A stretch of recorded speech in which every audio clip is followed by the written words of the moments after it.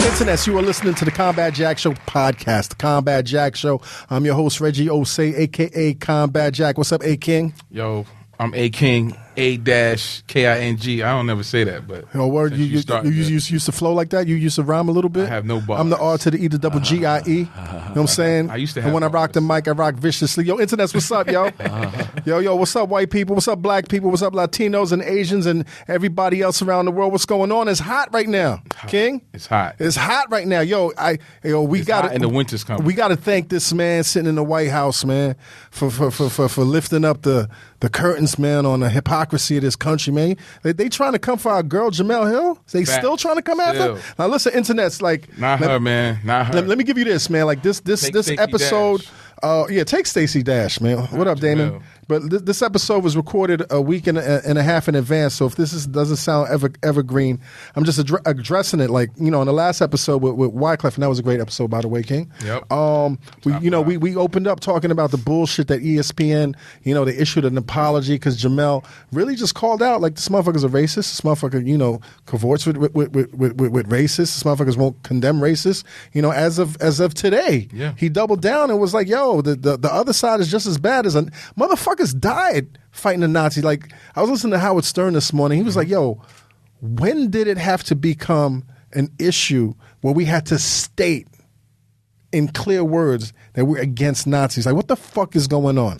ESPN, man, y'all, I think, you and a lot of these corporations, NFL and the whole nine, y'all got it twisted, man. Like, this is a new age, man. I mean, what I'm saying? Black people haven't been holding their tongue, but we've been speaking for over 400 years and y'all ain't been listening. And now with the information age, what I'm saying, Black Twitter, the whole nine, like, and we all clicked up, man. We are all clicked up, man. I'm so fortunate to be in this media industry so that, like cats like Michael Smith and Jemele Hill has blessed the show, and we're colleagues in this podcast world. Absolutely. And, this is a time where, man, we can speak freely and y'all just don't like it because y'all not accustomed to it. What that woman did was speak the truth. Y'all tried to replace her? Yeah. With two other blacks. Y'all think like crazy. Y'all think in 2017, like there definitely is the house nigga. You know what I'm saying? There's definitely the sellout niggas. There's the Judas niggas that can't wait, that's laying in the cut, waiting to get a check to replace Jemele Hill. But not today, y'all. Like, not today. ESPN, y'all gonna lose, man. Y'all are gonna lose. Not today, man. It sets a bad precedence because now I saw an article. It says the future of ESPN and diversity lies on whatever happens. On Jemele. And to put that on Michael Smith. Like, they're best friends. No. Like, they're no. best friends. I'm like, not doing y'all really think her. y'all could break up best friends That's gonna be over this bullshit racist shit? Y'all motherfuckers, like, why? Listen, this is the shit that drives me crazy, man. These motherfuckers are so smart, right? They've been studying us for over 400 years, right? They've been dissecting us. They've been lynching us. They had us working for us, in the fields.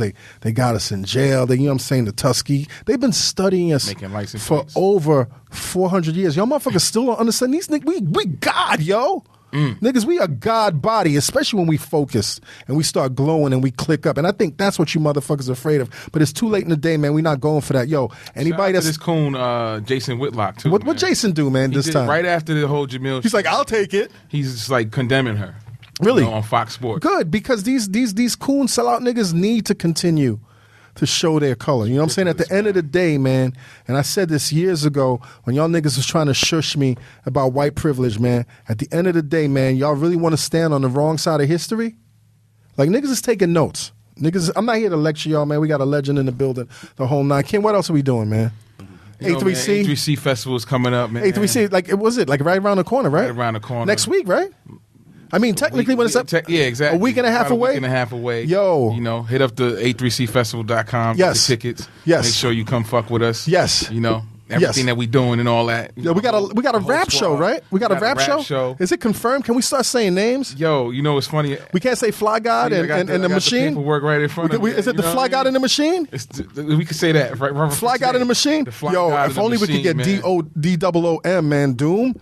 But that nigga don't leave. He don't leave the UK and the whole nine. Listen, internets, man. If y'all are in Atlanta during A3C, man, when y'all see us, man, dap us. You know what I'm saying? Like, give us love. You know what I'm saying? We always show love back. Let's have a good time. And on that last night, that Saturday night, man, yo, Follies We all clicking up at Follies, man.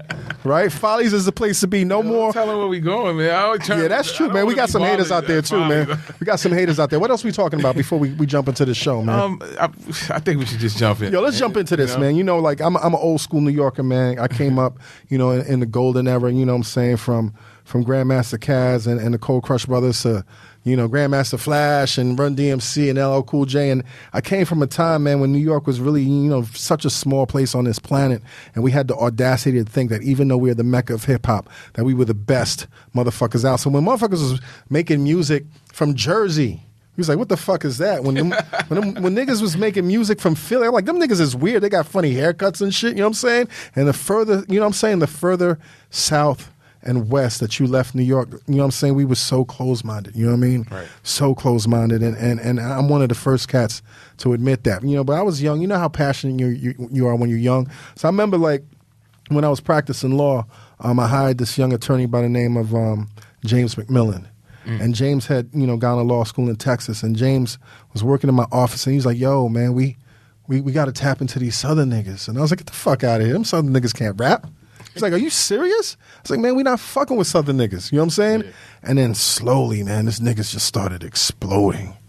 And the more them niggas exploded and just humbled me, you know what I'm saying? And my ears started changing. You know what I'm saying? Like, when you heard fucking tracks like Got to Stay Fly, you know what I'm saying? That shit became my ringtone, you know what I mean? Yeah. So all the cats that I you know, in my youth and my ignorance, man, that I disrespected, you know, I really apologize. But, you know, like, I'm so excited that we have this man here right now in the building, King of Memphis, one of the pioneers of this crunk shit, one of the pioneers that spearheaded this whole Southern thing, man. And, like, you know, it's amazing, just even as time goes by, just the amount of hits that just keep coming out of this shit. No Grammys. Fuck a Grammy, my nigga. These niggas never won Grammys. They won Oscars, my nigga. Oscars. Yo, without further ado, let's welcome to the Combat Jack Show, DJ Paul. What's up, sir? What up? Yo, man. Yeah? Yo, you coming in here looking like a wizard, my G. I am Wizard of Oz. Yo, founder of the 3-6 Mafia, man. You ever think you'd be here, man, in 2017, man? Man, you know, I didn't actually, man. For the longest, I thought I was going to die in my mid-20s. Why? I was bad as fuck. Really? Like, what, man? I grew up gang banging. Really? And shit, so it was terrible. But, nigga, how was you gang banging and still trying to get a job at McDonald's? Shit, nigga had to find a way to buy the guns. Gang banging ain't pay the bills, right? Flipping burgers and copping guns. We kept saying we was going to get together and start having meetings and put money in the bucket, but then nobody do it. Right. So, you know, it's funny. We was talking before the mic was hot, man. And he was saying, like, how, like, you had a friend of yours that owned several McDonald's. Yeah, one of my best friends' mom did. Gave everybody in the hood a job except you. Except why? Why was you too bad, my nigga? I don't know why she didn't give me a job, man. You know, I don't know, but she never gave. You know what? God is the reason why she didn't give me a job. Really? God is the reason. If she had given you a job flipping burgers, you think your life would have been different? Of course. Why? I'd probably still be somewhere flipping burgers. Really? Why? Because you would have been content with that short money?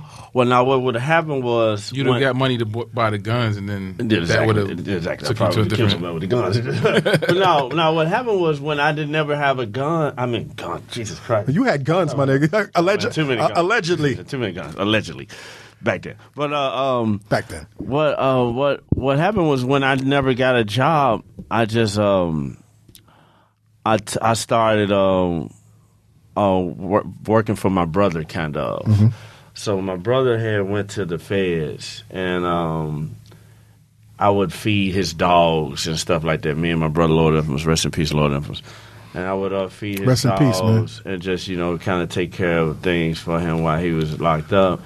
And then he would send me money from the feds, or his wife would give it to me. You know what I'm saying? And I took all that money and I put me some studio equipment in the layaway.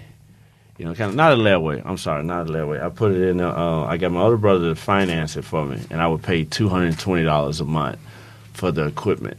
And I just locked myself in the room. I locked myself in my room, and I just made beats all day, every day. Now you're really fortunate, man, because you come from a legacy family. And what I mean by that is you've had people in your family that were musicians. Yeah, the Bogart brothers. The Bogart brothers, right? And they taught you early on. About publishing. About publishing. Yeah. But did you know you wanted to do music? Yeah, I know I wanted to do music. Yeah, I know I wanted to do music.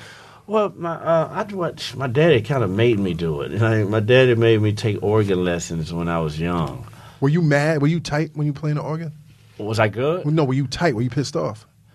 Initially, because niggas want to play the drums, or the guitar. Niggas don't want to play no organ. No, I like the organ because I grew up watching horror movies all the time. So I used to try to play the Halloween theme music.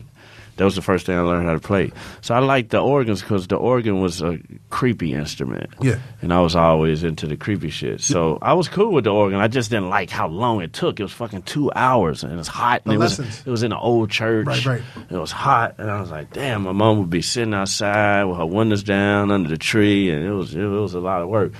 But, and I still have that organ in my house right now. I was listening to your brilliant interview with Adam 22 and No Jumper. No Jumper. And I love that interview. And you talked about how motherfuckers was like, even in this day, you're so accomplished and successful. And some mover was like, why do you want to take this organ? Yeah, the mover asked me that. I was like, I want to take that organ. He was like, why? I was like, nigga, I want it. I was playing it in like the 5th grade. I want that organ. And I took it and I got it painted black and all cool looking. And it's sitting in my studio at my house right now. Now, is it true that your father wanted you to be the next Michael Jackson? Yeah, really? That's what he wanted. Really? How so? And I was like, Dad, I can't sing. Were you dancing? No, I wasn't really dancing. I mean, Right. I broke dance. Right, It was break dancing, brother. But no, I wasn't no dancer like Michael Jackson. But he wanted me to be Michael Jackson. And I was like, I can't sing, But and then when I became a rapper, he didn't like rap. Of course not. Yeah, he didn't like rap. So when I got my first check out rap music, it was funny enough, $36,000. Mm-hmm.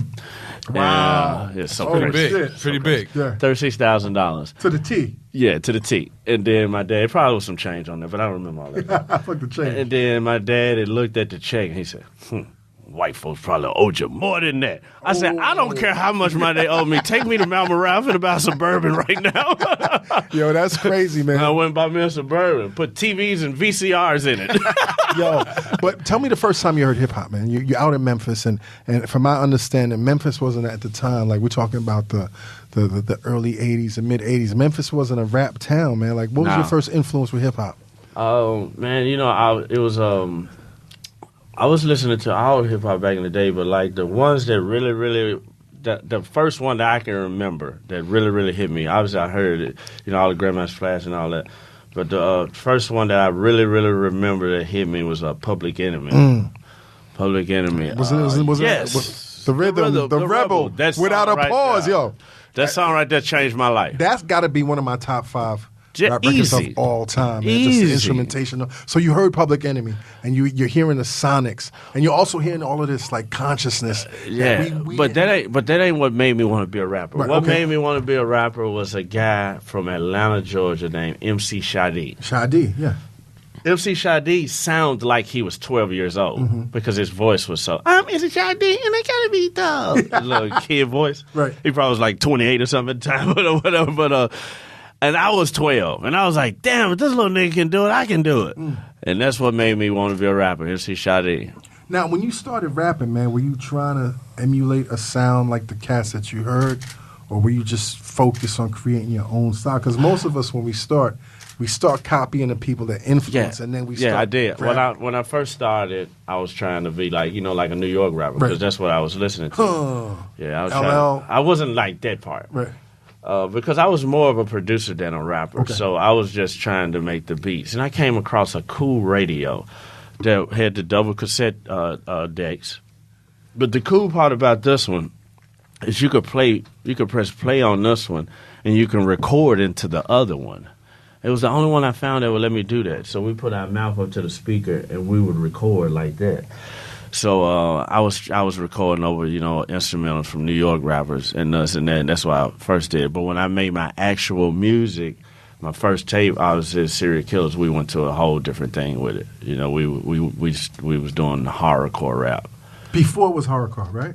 It wasn't called horrorcore. Right, then. It was way before, because when that horrorcore before. Shit came out, that shit was trash. Like, shout out to the grave diggers that really did it. No, why are you laughing? Yo, I didn't the grave diggers' first album. I didn't know what that was, man. No shots. No, listen. I was a kid. I'm like, what's all the this? grave diggers' first album. When you taking RZA at his prime, Yeah. and Prince Paul at his prime, and they co-producing that shit, it was way ahead of everything. And then the horrorcore wave kicked in, and that kind of like cheapened everything. Hey, yo, internets. BET is bringing lyrics and laughter this fall with 50. Tune in Wednesday, September 27th at 10:30, 9:30 Central on BET to watch the hip-hop mogul and clapback king Curtis 50 Cent Jackson deliver a hot remix of Sketch along with a cast of comic upstarts every week. With jaw-dropping sketches and hilarious pranks, 50 Central is sprinkled with the same irreverence and spark that 50 Cent brought to hip-hop. Make 50 Central your late-night comedy destination right after Face Value, the game show where profiling pays. From executive producer Wanda Sykes, Face Value invites you to put your judgments to good use as contestants are asked hilarious questions about people based purely on their looks. When they get them right, they get cash. But just when you think someone has done something scandalous because of what's on the surface, the truth flips the script on your assumptions. Prepare to laugh nonstop with hosts Deion Cole and Tiffany Haddish and see just how much we all have in common on Face Value, premiering Wednesday, September 27th at 10, 9 Central, followed by 50 Cent sketch variety series 50 Central, only on BET. For extras and exclusives of each show, visit bet.com/50CENTRAL or bet.com/face value. And now back to the show. But talk about your fascination with horror movies, man. Man, you know, I was just always into serial killers and stuff like that. What's your favorite horror movie of all time, man? Texas Chainsaw Massacre The original? 2, the original. Right. But the remake was good. Remake out of was all amazing. out of all remakes of movies, that was one of that the shit was only good crazy, remakes right? of Yeah, movies. yeah. It was dope as fuck. So you was into serial killers? Yeah, I was into serial killers. So this guy that I was producing brought serial killers back in the day when Time Life magazine used to run those old commercials like by the World War II collection of books. They did one on all the serial killers. And my boy, some kind of way, he came up with one of the books out of the 6 that they sold or whatever. He probably stole it. But he brought it to my mama's house where the studio was at, and he left it on my bed, and I gave it to him, and I just started studying that book. What is it about serial killers, man? What I like about serial killers is serial killers have a technique to it. So, like, y'all hit a guy up here in in New York, sorry. Y'all hit a guy up here not too long ago that only killed people that was a certain sign. Oh, the Zodiac Killer. Yeah, Zodiac Killer. You know, I thought that was out west, but... No, there was one out here. Y'all had one not too long ago. But then y'all had... I'm not even going to argue with you because you're the expert. Yeah, but y'all just had a guy like some years ago... Okay.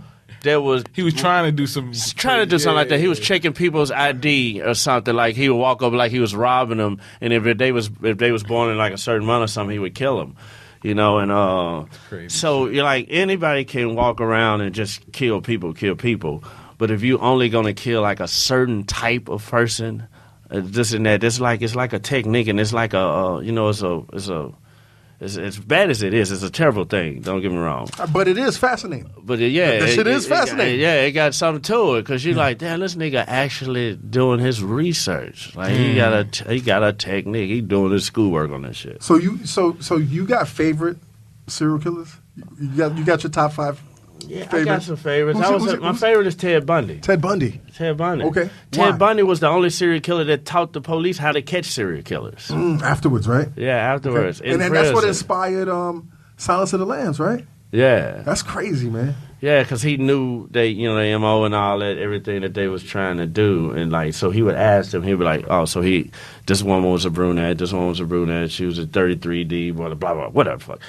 And then he would tell him, he'd be like, well, his next victim is going to probably be just that, this, and then you probably want to watch places that people like this hang out in. And that's how he would help them catch people. That's crazy, man. And they were smart as a motherfucker, man. Personal question. They had to hit him a few times with the electric chair to kill him. Really? He didn't die the first time. Really? Yeah. And they said they wasn't really supposed to hit him them other times. But they did it. Did you want to be a serial killer, my dude? Hell no. No. I mean, you wouldn't tell us anyway, but anyway. I wouldn't tell you. No, I never wanted to be a serial killer. It just was fascinating. So serial killers, the organ, horror movies, and then I always hear you talk about Memphis as a dark place. Yeah. And I don't understand that because, isn't it that, don't y'all have a lot of sunlight and shit? And isn't like bright and shit? Like It rains a lot, though. Okay. It rains a lot. Right. There. It's by the Gulf, right? Nah. Okay. It's in the middle. Okay, in the middle. It's in the middle. So it's dark, right? Hey, you don't remember when we took the road trip to New Orleans? Yeah. And we ran down through Tennessee, and that's when Snacks. He got out, and you had to check him because he was doing some wild shit in front of that breakfast spot, the family breakfast. In Memphis, what was he doing? I don't know. Anyway, so yeah, so it's a dark place. But when I said dark, I don't really mean like dark and like the like the look of it. Even though you have a lot of gloomy days because it rained there a lot, I just mean dark and just like in 2010 we was the home of unemployment and the capital of unemployment and the capital of robbery. When you think about it goes hand in hand. Right. Yeah. So it's like shoes and laces, but that's like it's just a bad place. Like one thing we had a bunch of songs a bunch of songs that was like hits that talked about this. But one thing that was real popular in Memphis was to lock people in the trunk and take them off. So you catch somebody at the grocery store and they put some random nigga or it's just like robbing people. So like somebody putting their groceries in the trunk, you walk up, throw them in the trunk, slam the trunk, and just take them where you want to take them. Do what you got to do. You seen this shit happen? I never seen it myself. Niggas was trunk rodding? Yeah, but like it's a big hit song of Memphis called "Lock 'Em in the Trunk." We redid it. Like Yo, man, you like that shit, right? Yo, and then your mom's It's probably one of the reasons why they started making their little trunk release in the car. For real. Yeah. And then your mom's taught you at an early age, don't trust no place that assassinated Martin Luther King. Yeah. My mama always, she's like, man, don't never trust a motherfucking place that killed Martin Luther King. If you kill Martin Luther King, you'll do anything. I mean, she's kind of right, man. She's kind of right. So, what's fascinating, man, is like, y'all, you and Lord Infamous, right? Y'all start serial killers, right? Yeah. And y'all in high school. Yeah. Right? And y'all putting out your mixtapes and y'all are taking old tracks from like New York and other places and then y'all are putting your songs in, right? Yeah, not when we made Serial Killers. That was before that. Okay. Serial Killers was all my own music. Okay, so let's go before that, man. You selling mixtapes in high school. Yeah. And by, what grade? I started in 10th grade. Man. And then at a certain point, you had over 50, 60, 70,000 dollars in mixtape money? Up to maybe like 100 or something. By the time I was in I did 11th grade twice. Right. But yeah, by the time I was in 11th grade, I was sitting on about 100. Paul, like, what does it feel like to be in high school, selling mixtapes and sitting on 100K? It feels like pussy because you get a lot of it. At that age, at that age, did you realize that this was not normal? You know what? I didn't really realize it because it was like it was a bunch of rappers in Memphis. Not a bunch. It was a few of us that was selling a lot of mixtapes, making money. It was me. Then it was Juicy, because me and Juicy wasn't together the whole time. We met, a couple of years later or whatever. It was me, it was Juicy J, and it was another guy. There was a few guys, maybe 4 or 5 guys. One of them actually just died a couple of years ago, driving from Vegas to L.A. with his wife. They were celebrating their anniversary, and he fell asleep at a wheel and killed himself. Right. But he was like one of the pioneers of the mixtape DJs. Rest in peace, Sonny D. Yeah, so it was a few. It was 5 or 6 of us in Memphis that was putting out mixtapes that was making money. We were selling them at the stereo stores for $4 a piece, and we were selling boxes and boxes and boxes of tapes, and then I sold them at school as well. What made your mixtapes different, or what made them so that people had to buy them? We had a lot of bass. Like I created my own bass. I made a bass when I was a kid, and that bass I still use it today. That bass was so deep. So what happened was we would sell them at the stereo stores, and they would use our tapes as examples to sell kickboxes and speakers. So when they put them in and let people hear them, people were like, damn, these speakers sound good. I'm like, what is this music? Give me that too as well. Give me both of those. Oh, that's smart, man. And that's how it blew us. That's how it blew us up. Hey, yo, internets, this week's episode of the Combat Jack Show is brought to you by Sonos. I love Sonos, yo. When I'm in the crib by myself and I start pumping in that yacht rock. Yeah, that's right. Combat Jack loves yacht rock sailing. Anyway, listen, I'm all over the place. Everything sounds better on Playbase. Whether it's movies, sports, TV shows, gaming, Playbase adds dynamic, pulse-pounding sound to whatever's playing on your TV and streams your favorite music when it's off. Truth is, most TVs end up with stands and furnitures, exactly what Playbase was created for. Its low-profile design practically disappears beneath your TV, yet it fills your entire viewing room with epic home theater audio. Start with a Playbase and add sub. And Play Ones for a full surround sound system. You can even send TV or music sound around your entire home. Just add Sonos smart speakers in other rooms and they'll wirelessly sync to your home theater. Now, internets, for the first time ever, Sonos is offering listeners of the Combat Jack Show 10% off one order of $2,500 or less for any product on Sonos.com. This offer is available for a limited time only and cannot be combined with other discounts or promotions. Just use the promo code JACK10 at Sonos.com to receive this exclusive offer. And now back to the show. What are you doing with that money at 15, 16, 17 years old? What are you doing with that money, man? We was getting high a lot. But we didn't get high with all the money. I had a little house. I started renting a little house from my dad. Mm-hmm. All of us. Your dad was your landlord? Yeah, my dad was my landlord. What do you think about all this money you making at the time?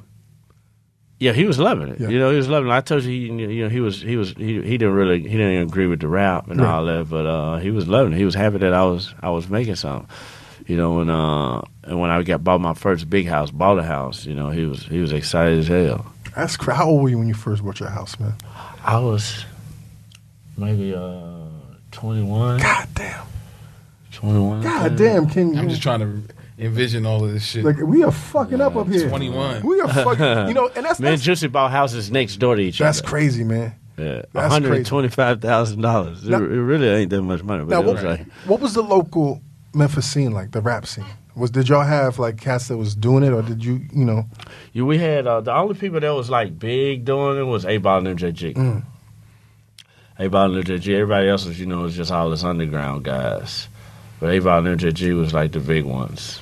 And I read somewhere that, these other cats that was making music, they were like, yo, you got to sound like New York. You got to sound like Cal. You got to sound like, and you had the wisdom to be like, nah, fuck that. Yeah, we're gonna sound the way we sound. We're gonna sound creepy. We're gonna sound dark. We're gonna sound bugged out. Yeah. Like, how'd you know that this would work, man? I didn't really know it would work. I just liked it. Like, everybody else was putting all these instruments in their songs and all these keyboards, and they're trying to, make it sound all pop. Because everybody was going for a radio song. Back in the day, that's what you went for, a radio song. But we didn't. I was like, nah, I'm going to keep making the music like we making because I loved our music. That's the one thing about me. I'm my biggest fan. So I do it for me first. And then, everybody else just happened to love it. Yo, how fucked up is it that you really never tried to make radio hits, but you got so many radio hits, man? Yeah. Like, you got so many radio hits. Like, but when you think about it, we do. But when you think about it, we don't. Right. We do, but we don't. What do you mean? Like, what do you mean? Like, sipping on some scissor. They played the fuck out of that shit in New York. Yeah, they you know what I'm saying? They played it everywhere. But when you think about it, Stay Fly, they played that shit. I mean, that shit was one of the biggest fucking ringtones. Yeah, they did. They did, but we still like the Stay Fly album. If you notice, that album was called The Most Known Unknowns. Because we had songs on the radio, Sipping on Scissor and all that, but people still didn't really know who 3 6 Mafia was. Right. It was weird. Right. Like, even still today, there's some people that don't. I mean, but tear the club up, like, stuff. broke doors open for y'all. Like, that's when niggas was like, who's these niggas? Like, it's a whole different sound. And to be, like I said earlier, like, New York was so close-minded, but we played them records on the radio. We played them shits. And they fit, too. Yeah. They fit in rotation. Yeah, they did. It was dope. I remember a long time ago, I got a phone call. We had an office phone. It was in my bedroom in my mama's house. We had the office phone. I wasn't living with my mama's house at that time, but we still had the studio over there. And you want some of this fine Tito's, sir? You can put a little bit in there. Yes, sr. Just say when. Yeah. Tito's, sponsor of the Combat Jack Show. That's good. Yes, sir. Yeah, Tito's a good shit. That's the best vodka. But really, I've been drinking that for a long time. You want something? A little bit. But yes, sir. A long time ago, when we first came out with our first album, Mystic Styles, this dude left a message on our office phone. He was from New York. He was like, man, y'all niggas whack B. Word. DJ Paul's a faggot. Juicy J's a homo. He was talking about, and I was like, damn it, New York don't like us. So you didn't know y'all was popping here, right? I think that was before we was popping. Right, We're talking okay. about 95. Right. Yeah, so that was, y'all wasn't really fucking with South like that. No. Like Yeah. Do you remember your first New York show? No, I don't. But I tell you who's the first person that was showing us love in New York. That was Funk Master Flex. Funk Master Flex. I think we might have had a song or two on one of them records that he was putting out back in the day. Yeah, as a matter of fact, we did. I don't remember the name of it, but we did. And he was one of the first persons who would let us come up here and let us come on his show and stuff like that. Who else gave you love from New York, man? I'm K. Slay is my brother. Wow. Love K. Slay. Wow. And my guy, what's the Spanish guy from back in the day? Damn, I'm going to kill myself for not remembering his name. He used to have a Hummer, a white Hummer. You know who I'm talking about. He was a real popular DJ. He put out big records back in the day. Not Camelo, not He was Spanish. not Enough. Cypher Sounds, not enough. We talking about back in the. He had a show on MTV, I think. We talking about back in the Funk Master Flex days, back What then. a show there. Look it up. Damn, you know who I'm talking about. Definitely look it up. He was Spanish dude. He was real popular. Y'all know who he is. And, Tony Toca? No. Tony Touch? No, he had a show on MTV. He probably DJ'd something on MTV at the time. Oh, yeah. Oh, yeah. You know who you gonna trip. Scribble. Scribbles. Yeah, DJ Scribble. DJ Scribbles. Shout out to DJ Scribbles. DJ Scribbles showed us a lot of love. He used to get songs from us for his compilations back then. Yeah. Now, what artists gave you love? Like artists that you looked up to and you're like, these motherfuckers gave us love. Back then, Yeah. everything. As far as big artists, damn it. Oh, Noriega. Yes. What's up, Nori?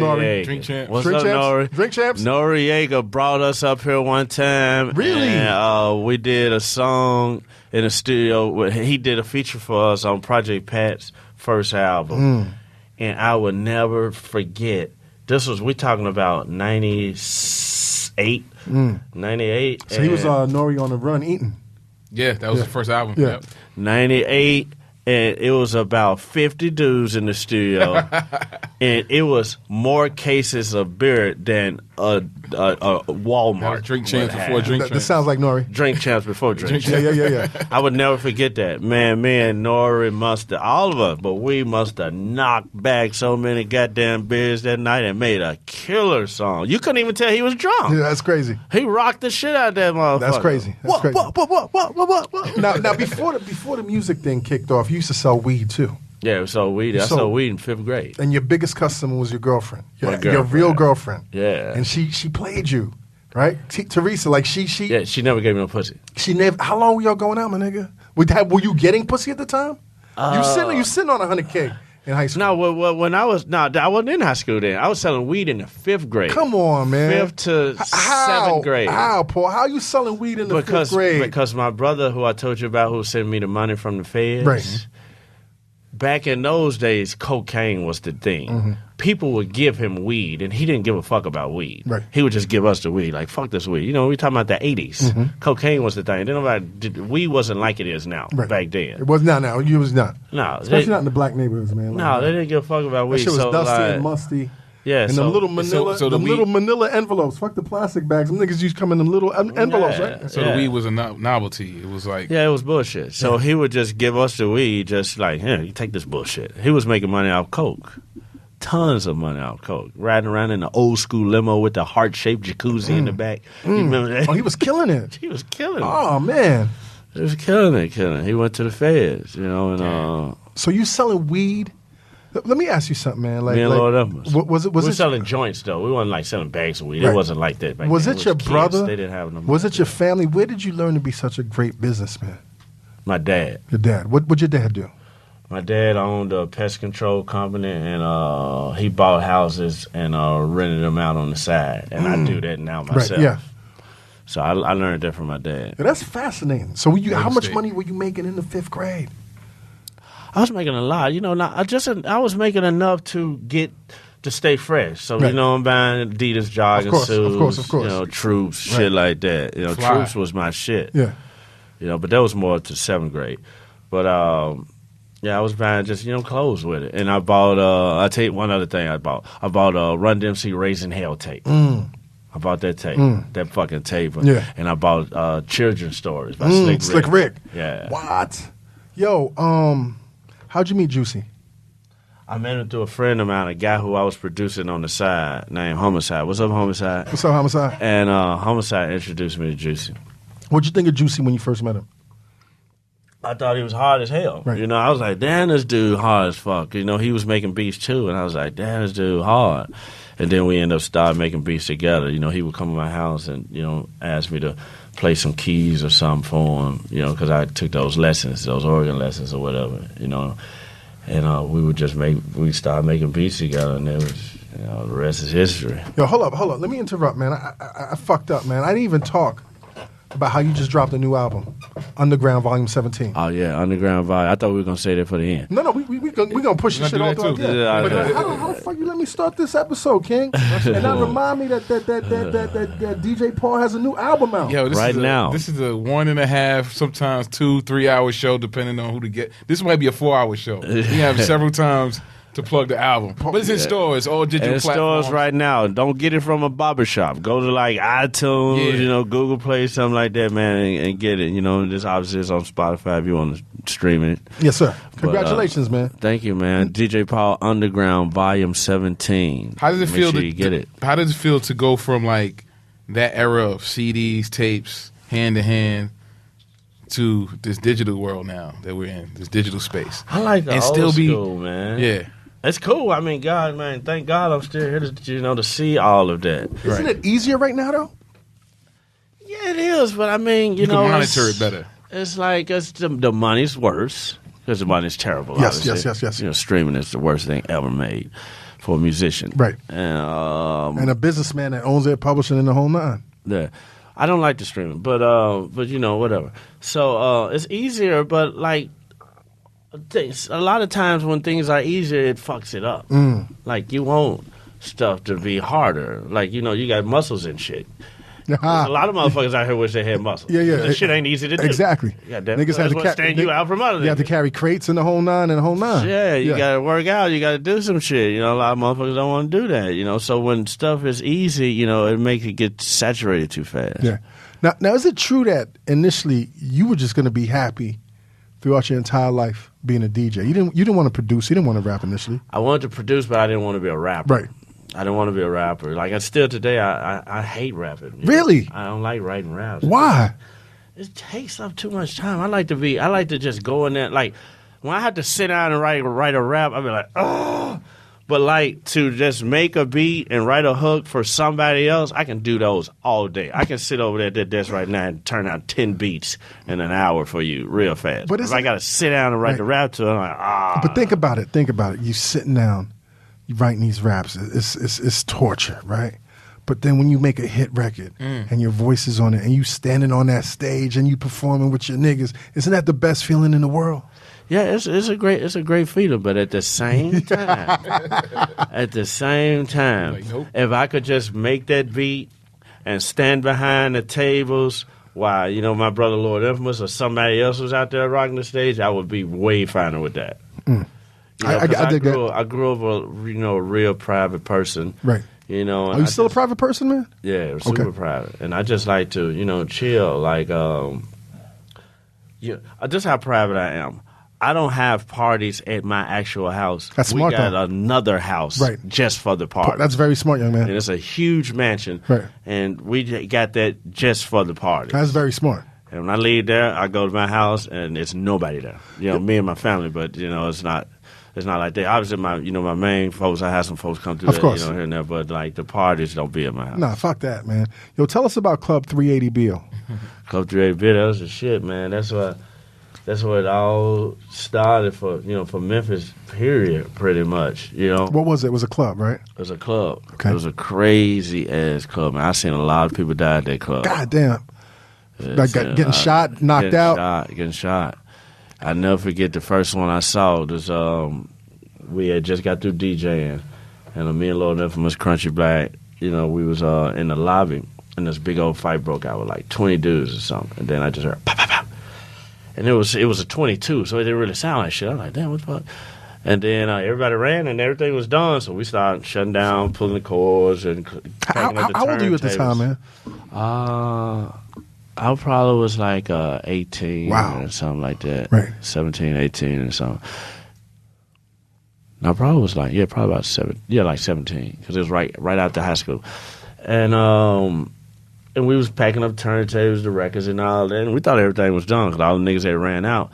I went to go in the bathroom, take a piss, and there was a dude up under the sink. Oh, shit. You discovered him. Yeah, up under the sink. He had a white shirt on, and the bullet head went in his side and hit him in the heart. He was like, oh, shit. And I was like, fuck, man, Lord. I was like, hey. I was like, it's a nigga here dying, man. It's a nigga here dying. I'm not even laughing at that shit, but... I wasn't laughing. I was like, hey, this fucked out like somebody here dying, man. Somebody here dying. And, the paramedics and all that came, and he died. It was on the news and everything. That's crazy, man. One of the things y'all have a reputation for is like, and y'all rap about it, is like y'all are one of the first rap entities or rap cliques that really rapped openly about drug use. Yeah. Most cats always talked about selling drugs, but y'all talked about using drugs. Who gave y'all the audacity to do that shit? Yeah, we just. I mean, you know what? To be honest with you, it's probably just because that was the easiest thing for me to write about. Right. Like I told you, I hate writing raps. Right. So I would. So just you're write rap about shit that you love. Shit that I was actually doing. Right. It was easier to do that. So me and Pimp C had this story. When we was down there doing Sipping on Scissor, I was at his house and we was in the room and he was like, man, one thing about y'all, man. Y'all rap about, man, them drugs doing that blow. He like, man, there's a lot of rappers out here be getting high, but them niggas won't talk about that shit. He said that. We was talking about, he named some names. I'm not going to say no names. Why do you think rappers don't want to talk? I mean, now the game has changed. Everybody's talking about drugs, but... Yeah, but they still don't talk about cocaine. What was the stigma with cocaine? What is, listen, the past 3 episodes... He tried to get y'all to enable him. No. The past 3 episodes, I've been talking a lot about cocaine, but I've always talked about cocaine on the That's a Combat fact. Jack Show. Listen, internet. Shout out to Sadat X. I'm not pushing that cocaine, you know what I'm saying? Combat did that, so hopefully you wouldn't have to go through that, you know what I'm saying? But at the same time, like, you've said it yourself, coke is greater than weed. Well, I put it like this. I'm not going to say it's greater than weed, but I put it like this. Better than. Like, coke is a drug. And please, people out there, don't do coke, because coke is fucked up. Don't do coke. Yeah, especially if you don't know how to manage that shit. Tell us. I don't know. Yeah, this is my my thing. Your PSA about coke versus weed is like, if you out partying and you have you a good night on coke, you might won't touch coke for another year. You're not touching coke for at least another month, whatever. It's gonna be a while. Let's keep it real. Like another. If you in a bathroom, another 2 weeks. 2 weeks. If you're in a bathroom getting high with some hot white chicks or something, and you getting high, you probably not gonna do coke again until you back in that bathroom with them hot chicks. Exactly. Or whatever. Exactly. It ain't nothing you that you don't that shit out. Like with weed, niggas say wake and bake. You're not gonna wake and snort. You can't do it because you're gonna wake up with a headache. Yeah. Your nose gonna be stopped up. You're gonna be like, man, fuck this. I'm never doing coke again in my life. And then as soon as some titties come out and somebody wants you to take a bump out them titties, you're gonna do the coke. But yeah, coke is fucked up. It's fucked up. But it's just like, these days, there's people more addicted to weed than anything in the world. That's crazy, man. So. Y'all are doing your thing. Y'all are selling records. Y'all are doing y'all are killing the South, right? Mm-hmm. And then Tear the Club Up comes out, right? Mm-hmm. And that opens up the door. How's that change your life? Man, it mega changed it because the Tear the Club Up '97, which was the one that went nationwide through the record label, they put in our contract that we had to put that song in on the album. Mm. It and a song we had called Late Night Tip, and another song we had. But when that song came out, back then, that's when everybody was watching the box, jukebox. You remember that? Yes, sir. Pay that money and rent the video. I used to pay that money. Man, they would play that video over and over and over and over again. I was like, do they got any other videos to play? Like, you were like, why they keep playing that shit? I want to see something else. Sing a looking at these niggas, man. But they would play that shit over and over again, and it just fucking, then it hit BET, and the album would go in like 5-6 months. That's crazy. We was on Billboard. I still got it framed at the house. That's crazy. I was like, damn. I was like, we on to something. I bet a nigga $100 that we wasn't gonna go gold. Really? You bet against yourself? I bet against myself. Wow. Because I didn't think that we would. You know, it was a hard thing to do. Right. And it was a different sound. Yeah, it was a different sound. Like, did you realize then, man, that you're really like the architects of crunk music at the time? Yes and no. Yes, I did. But you know, like back then, I was like everybody. You know, these days I always want to be the, you know, get the name for being responsible for this, and I'm the king of this, and I'm the king of that, and blah blah blah, whatever. But me at the time, I was just, you know, just making the music, and then I was just like, you know, we got some dope shit here. I didn't really even think about what it was. You know, I knew it was different, right? But I didn't really think about what it was to, you know, how different it was. Do you think about it now, man? When you look at the landscape of hip hop? Yeah, I think about it now. Yeah, I mean, is it amazing, man, that you got 1,000,001 children out here? Yeah, like we was before our time, right? You know, everybody always said it is like, man, y'all was clearly before y'all time, you know, because everybody out here remaking all this stuff now. You know, a lot of guys remaking all our old songs and resampling all that stuff. You know, I'm clearing a couple of samples a week with that stuff. That's crazy. So now you got a whole other stream of income. Doesn't that feel great, man? A$AP Ferg got a hot one out right now, the Plain Jane. Yeah. Yep. Yeah. Well, Lil Jon got a hot one out with these with a EDM song that sampled that song we had called "Hit a Motherfucker." You know, like you think it was the end of the world when that song come on. Like I posted on Instagram of that, man. It was 1,000,000 motherfuckers overseas somewhere at the festival, man, throwing fire in the air, waving flags. They went crazy. That mother was like, I bet you won't push them out. They went crazy. Yeah, is it true? 20 years later, all that shit fucking still rocking clubs like nuts. Is it true though that you were one of the first cats coming from the rap game that really jumped into the EDM game? Yeah, early. We had the first EDM rap song. Really? Before Party Rock and all that stuff, we had a song with DJ Tiesto. DJ Tiesto in like 2008. You know, it went gold and all that. We went way more than that eventually. But it went gold, and I was making dubstep beats in 2007. You was into that dubstep shit? I could never understand that shit, man. So, yeah, I got some hot dubstep songs out right now that's finna come out. I got a couple of them. I wrote some singles for some big dubstep DJs. I wrote a single for the biggest dubstep DJ, a dude named Dead Sick. He a close homie of mine. We did a tour together and everything. I wrote this single for his album. So yeah, I like doing it. I like writing EDM shit because I'm a big EDM fan. And then you go out there, man. Like you do these rap stadiums. You do these stadiums, and then you go and you do an EDM stadium. Yeah. Like talk about the rush, man, because the crowd is a whole different. Yeah, man. With the EDM, man, it's crazy. The energy is just so much. It's so much wilder. So like, is it more positive?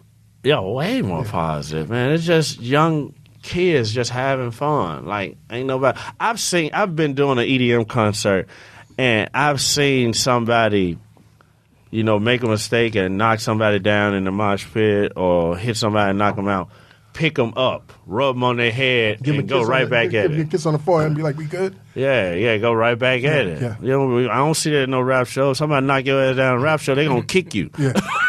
Yeah. You get knocked down in a rap show, you get ready for the kicks, because it's coming. Yo, you know, it's crazy, man. You talk about Memphis and how, you know, up until a certain point, there's no unity. Is that true? Like, in terms of, like, the musicians? Yeah. Why is that, man? Memphis rappers don't like each other. I don't know why. Still.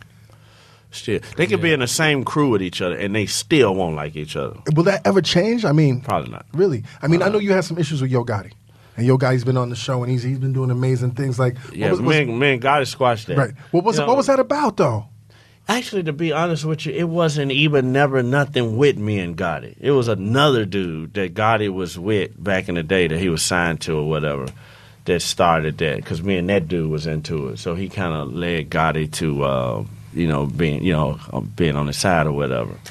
But me and Gotti never was at to the point where we was like making diss songs against each other, or trying to fight each other or something like that. It was never like that. But that's the one thing I will say about Memphis rappers. Like, we would have beef with each other, but when we go outside of Memphis, anywhere else, we always help each other, protect each other, and watch each other. It's like a family. Like, you get to fight with your brother, sibling rivalry. But when you outside, in the club or whatever, you're not gonna let nobody fight your brother. Of course. So like, when me and Gotti squashed it.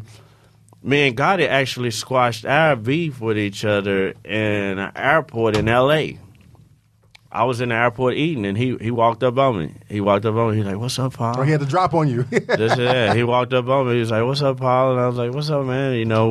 We talked, and it was cool. We took the picture, posted on social media. Motherfuckers went nuts. Yeah.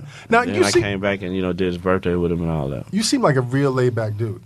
Yeah. I mean, like, but you got a temper because you've had beefs. Oh yeah, I gotta say, I'm like this. I'm the nicest dude in the world until you piss me off. When you piss me off, I'm one of the most evilest, craziest serial killer nigga. It's a study of serial killers. Well, like, other than that, man, I don't do the beef shit. No more. Obviously, we did. Right. I mean, you're older now, man. You grown, man. But when you're young, like you keeping your knife sharp, and when you hear cats that you think is biting off you, that must drive you crazy. Yeah, that must have drove you crazy. Like back then. Yeah, like Bone Thugs. Yeah, you felt that Bone Thugs was biting y'all, right? Yeah, we thought that, because we was tongue twisting. They was tongue twisting. We was rapping, 666, this and that 666, and they was too.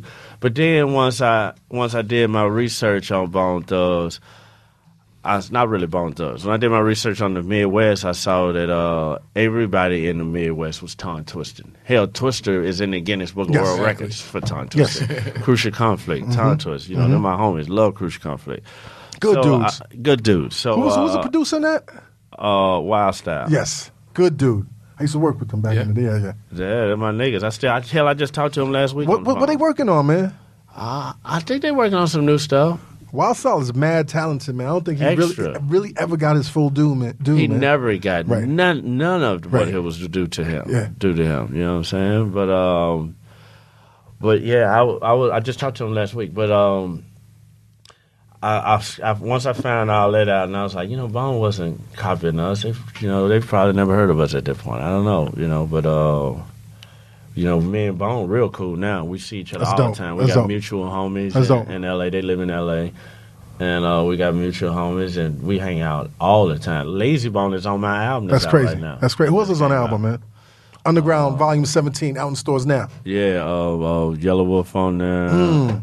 Dave East on there. How is Dave East on that shit? You got a New York nigga on this record. What kind of track is it, man? Oh, man, it's killer, really? Man. It's banging like a motherfucker. You're going to fucking love it. It's like a mix of a old school New York track, what I grew up on. Old school New York track with my feel and my deep drums behind it.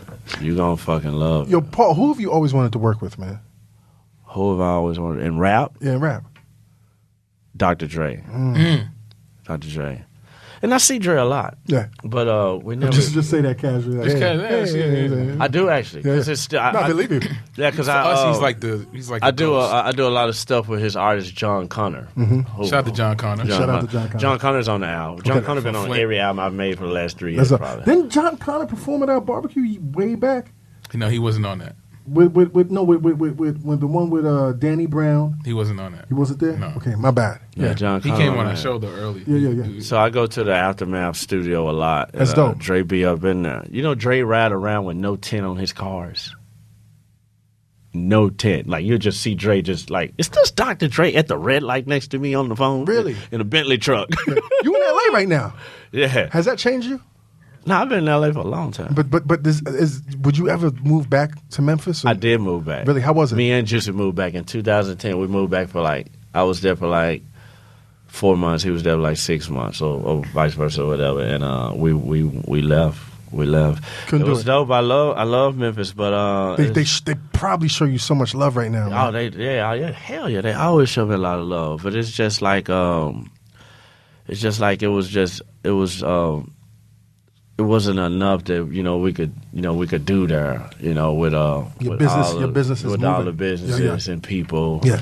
You know what I'm saying? Being in a big city is better for you because you could you can work with more people like that. You know what's crazy about y'all, man? Y'all kind of defied all types of fucking limitations, man. Like when you look at Juicy J and y'all have such. Did you ever fucking think this dude would be on some of the biggest pop records?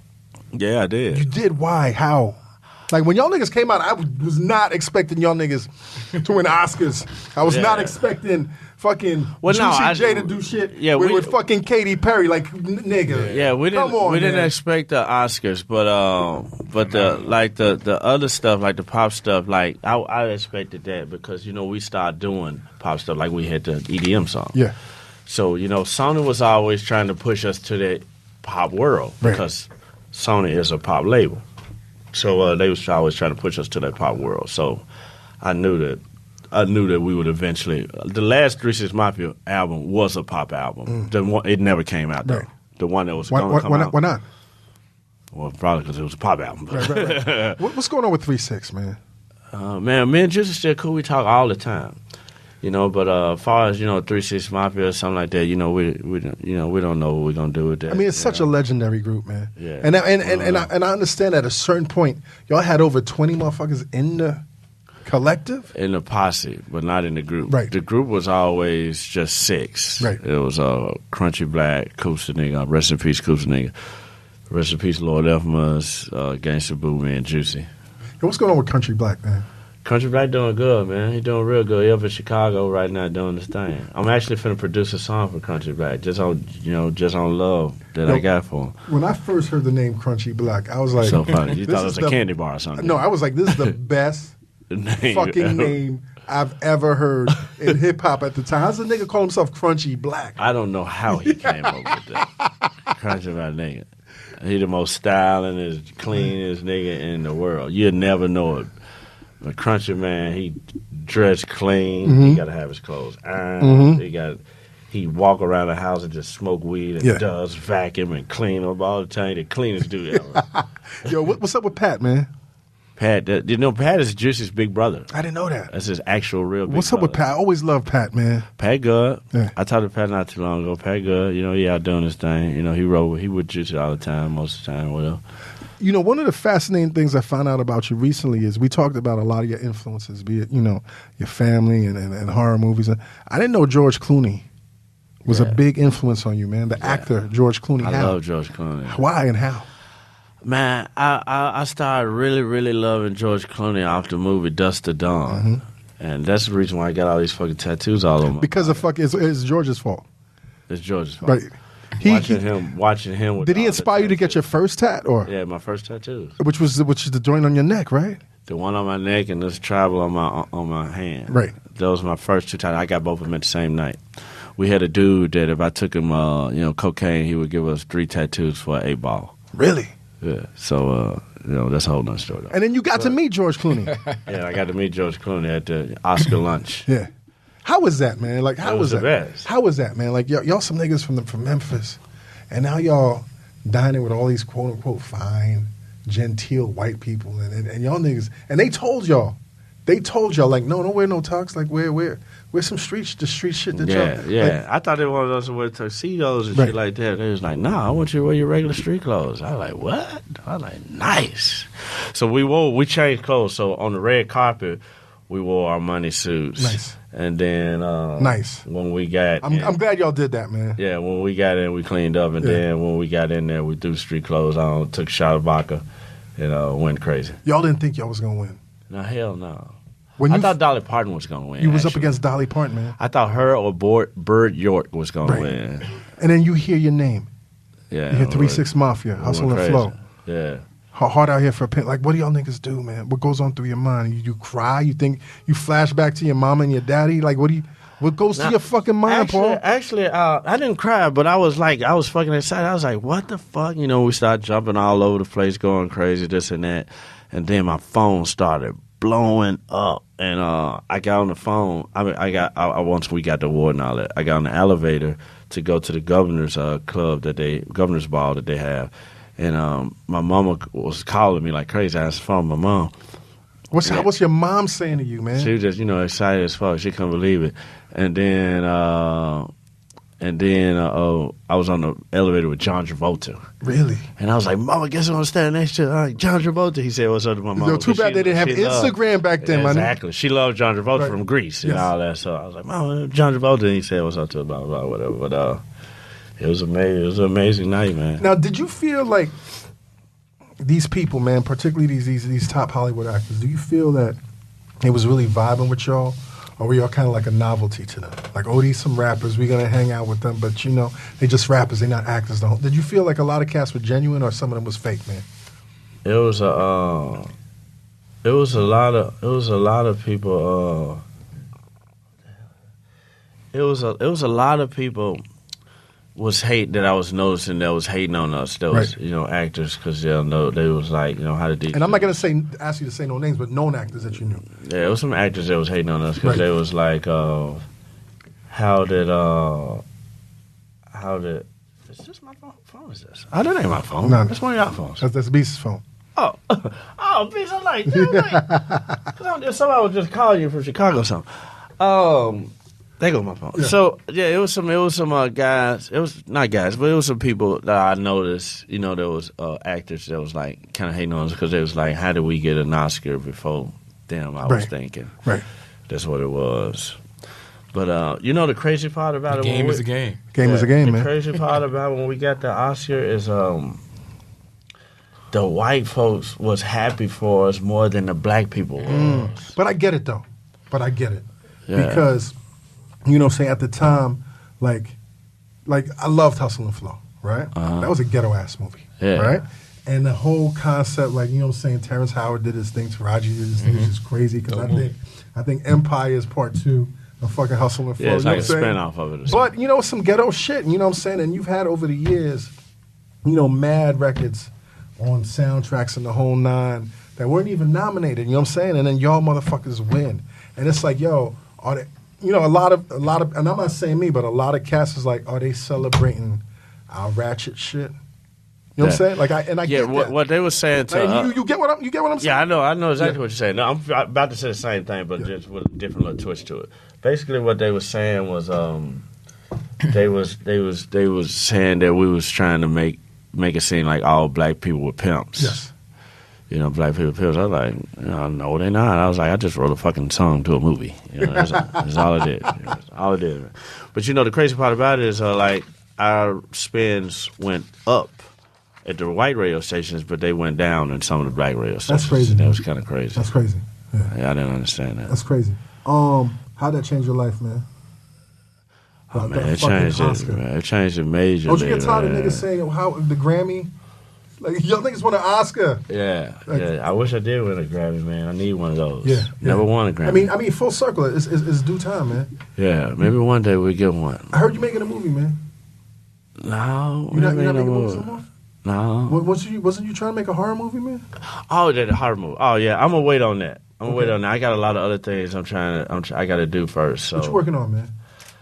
Outside of the album, I just signed some new artists. I signed a guy named Weirdo King. Shout out to Weirdo King.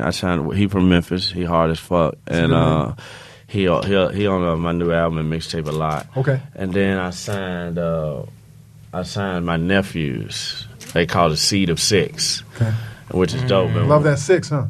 Yeah, one of them is they made the name up themselves actually, but one of them is the late Lord Infamous son, and he sounded exactly like him. Wow. That's crazy. Sound and look just like him. That's crazy. And the other one is my other nephew, and they dope as hell. They on the album, So now, that's what I'm doing right now. I'm producing for them, and then me and Riff Raff got an album together. Riff Raff. How's Riff Raff, man? Riff Raff cool, man. That's a crazy nigga, man. Where's Riff Raff from? Texas. I fuck with Riff Raff, man. Yeah. Like, you know what I'm saying? Like, you fuck with Riff Raff, King? Who you talking about? The wrestler dude? The white dude. Riff Raff. Yeah, he was trying to wrestle. Was he trying to wrestle? Did he? No, I don't remember that. Yeah, he was trying to wrestle. Yeah, and he got jacked up. He started using more creatine allegedly. But no, I wasn't a Riff Raff fan. Listen, me personally, I'm just but I would love to hear what comes out of. Dope. What was it about Riff Raff that attracts you to his music and his persona, man?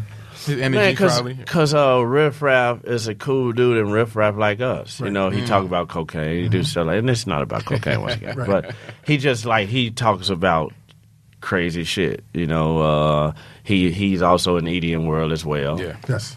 So obviously that attracted me to him right there alone, and he a good dude, man. Like if you ever meet him In real life, he got one of the best hearts. Is he the same way in real life that he is on the camera? Yeah, really. Even cooler. He's cooler. Even cooler, even crazier. It's been kind of quiet for him, man. So I'm glad to hear that you're working with him, man. Yeah, he just shit, man. That man just he tours almost every day. Right. He tours almost every day, and every month he might have like 1 month free out of the year or something. He just got off a tour, finna go on to another one.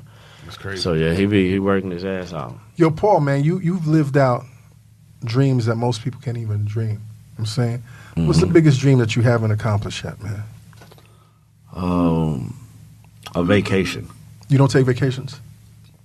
Not that much. What's a vacation? The last vacation I took is like going out of town when I'm not being paid to go out of town for a concert. So, and turning off the phone and shit? Nah, I can't do that. So where would you go? Well, that's not a real vacation though, man, if you got the phone on. No, you still got to have that phone on. But where would you go? Where's your next vacation spot, man? And how long? Because this is how long? Is it 2 weeks? Is it a month? No, it's not going to be that long. I'm going to probably go somewhere for about a week. I'm thinking probably Italy. Italy, because I've been all over the place. Yeah. I've been to I was in Italy on tour, and I went to Florence, Italy, and ate some of the best food I ever ate in my life. So I want to go back to Italy. Have you been to the motherland? Have you been to Africa? I haven't been there. No word? I haven't been there. My boy Yellow Wolf was just there, though. He called me the whole time. How Yellow Wolf got to Africa before you, my nigga? Yeah, but he went out there, man. He had a blast. He called me every day while he was out there. He was telling me how dope it was. Yeah. I was like, damn it, I know that's nice, man. He said it's fucking nice as fuck. Paul, who you listening to right now, man? I don't really listen to rap, to be honest with you. I listen to a lot of 80s. Right. Listen to a lot of 80s. I listen to a lot of rock. Like who? Some rock. Classic rock, contemporary rock? I listen to mostly classic rock. Pink Floyd, you fuck with that Pink Floyd shit? Yeah, Pink Floyd is Pink dark, Floyd. man. I love Pink Floyd, but like one of my favorite bands, my favorite groups of all times is Tears for Fears and Duran. Okay, so like on the pop side. Yeah, but I listen to hard ones too. Right. Like, like Floyd and all that. But just like my everyday is gonna be something like that. Before we go, man, I do this on every episode, man. Who's your favorite top 5 of all time? MCs, in no particular order. Rappers? Yes, sir. LL Cool J. Very good. And there's no judgment. Nobody judges you. Yeah. I mean, I don't care if they judge me. LL Cool J, Willie D.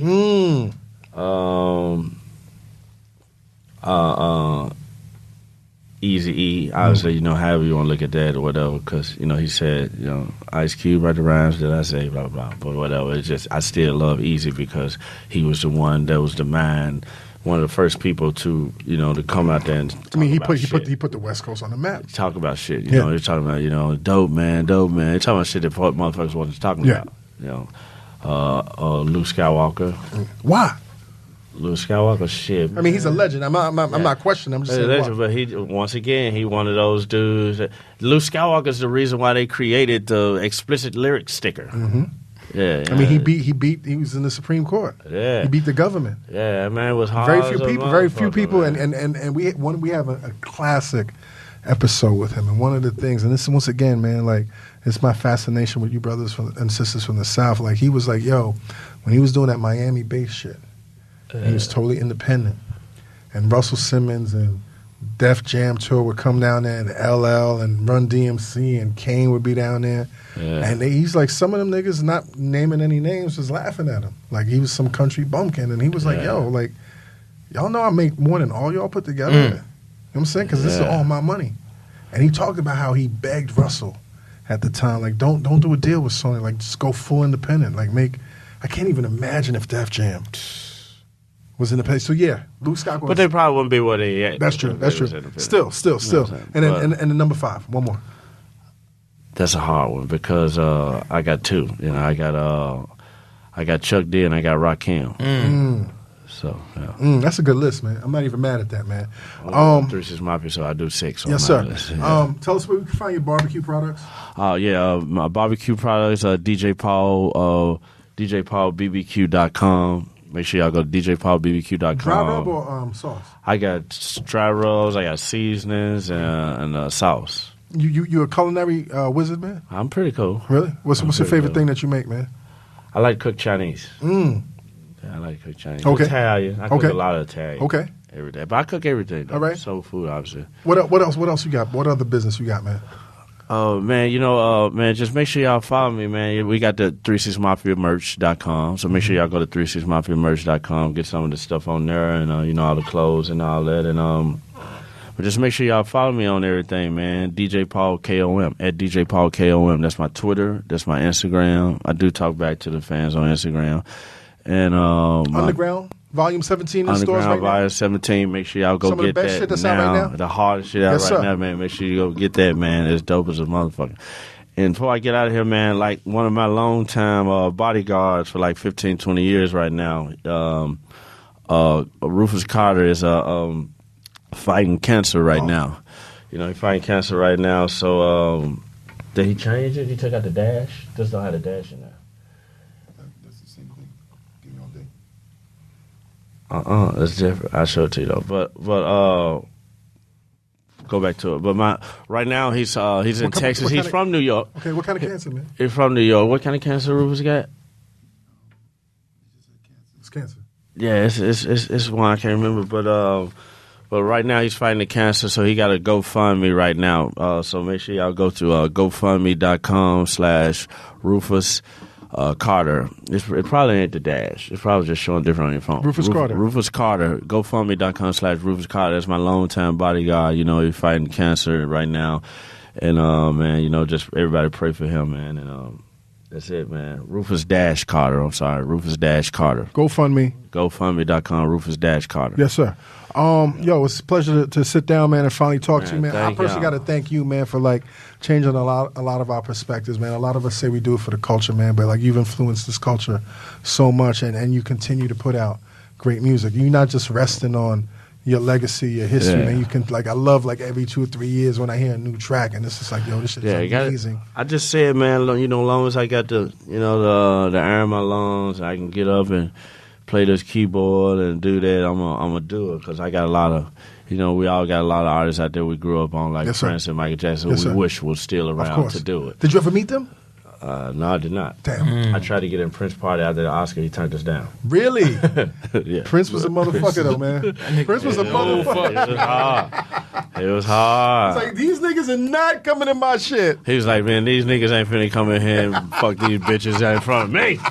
Take these bitches about me. Rest in peace, Prince, man. I love him to death, man. He's one of the best. Yo, Paul, probably man. the best. Paul, do me a favor, man. Keep winning. Thank you, man. Yes, sir. Got you. You too, brother. Thank you, man. You too, brother. Yes, sir. Thank King, you. what up, man? What we doing, man? Yo, we wrapping up, man. Shout out to DJ Paul. Shout out to Memphis. You got any questions, man? For Paul? Paul? Yeah, before we wrap up, man. Nah, man. I think sometimes I did, but this was like class. You know what I mean? Yeah. Sometimes these episodes, y'all don't know, ladies and gentlemen. This is like, I know you guys experience it on the other side when you listen, but just being in the rooms with some of our icons and people that we watched and evolve and flourish to this day, it's just a blessing, man. So I'm just honored to sit in the room sometimes. Yo, man, and listen, man, open invitation, man. We Thank take you. here almost every Thursday, man. Yep. Dove is That's the homie. Like, if you just want to come in, I heard you might have podcast aspirations. What? She been trying to get me to do that. I'm gonna see about it. Yo, listen, you definitely see should, about man. You definitely should. It's a good business to be in right now, man. Yeah, it's fun. It's I've done a few of them, and people always love them. Yeah. Some good shit, man. Yep. Internets. Yeah. Go and run out and get Underground Volume 17. Yep. And you know what it is, man. Dream those dreams, and then man up, woman up, and live those dreams. Because the life without dreams is black and white, and the universe flows in Technicolor and surround sound. Yeah. Yep. Thank you, man. Fire. Thank y'all. Oh, man. Hey, yo, internets. Once again, Thanks to BET for supporting this week's episode of the Combat Jack Show. Wednesday, September 27th, 10:30, 9:30 Central on BET. The Clapback King 50 Cent remixes sketch comedy with the new variety series 50 Central. For extras and exclusives, check BET.com/50 Central. That's BET.com/50CENTRAL. And check out Face Value, the only game show where profiling pays. Hosted by Dion Cole and Tiffany Haddish. The new series premieres Wednesday, September 27th at 9 p.m. Central on BET. This episode of the Combat Jack Show is produced by Jonathan Mena, executive produced by A. King, and this is an official Loudspeakers Network production. I'm dead. I'm really mad y'all made me do that. I'm so mad right now. Please don't post that anywhere. I'm so mad at y'all. Bop, bop, bop.